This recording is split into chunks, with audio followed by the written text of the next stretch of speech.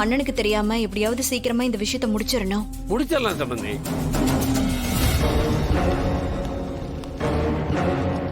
ஏய், நீ என்ன பண்ணிட்டு இருக்கீங்க? நீங்க இங்க என்ன பண்ணிட்டு இருக்கீங்க? அது உனக்கு எதுக்கு? நீங்க சொல்லலனாலும் குடும்ப சொத்தை பிரிச்சு எழுதுறதுக்கு தான் நீங்க இங்க வந்திருக்கீங்கன்னு எனக்கு தெரியும். ஏய், நீ நினைக்கிற மாதிரி இங்க எதுவும் இல்ல. நாங்க வேற ஒரு வேலையா வந்தோம். யோ, நீ எதுவும் பேசாத. நல்லா இருக்கிற குடும்பத்தை பிரிக்க சகுனி வேலை பாத்துக்கிட்டு இருக்க. அசிங்கமா இல்ல உனக்கு? மரியாதை எல்லாம் பேசினா ஓங்கி அரைஞ்சிருவோம் பாத்துக்க.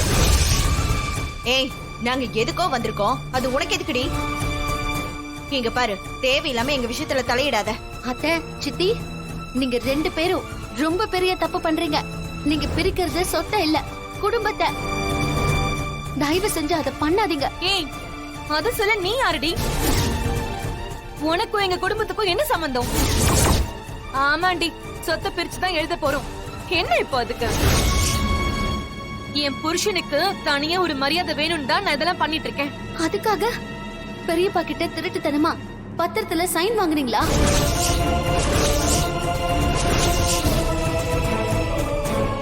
எல்லாம் தெரிஞ்சுதான் நான் இங்க வந்திருக்கேன். எப்படி உங்களுக்கு பெரியப்பாவை ஏமாத்த மனசு வந்தது? அத்தை, அவர் உங்க அண்ணன். அவரையே இப்படி ஏமாத்துறீங்க நீங்க? ஏய், என்னடி ஏமாத்திட்டாங்க?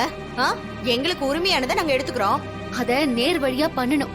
இப்படி திருட்டுத்தனமா ஃப்ராட் பண்ணி வாங்க கூடாது.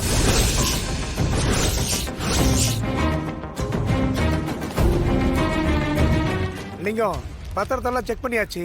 கொஞ்ச நேரத்துல ரெஜிஸ்ட்ரேஷன் பண்ணிடலாம். சரிங்க. சரிங்களா?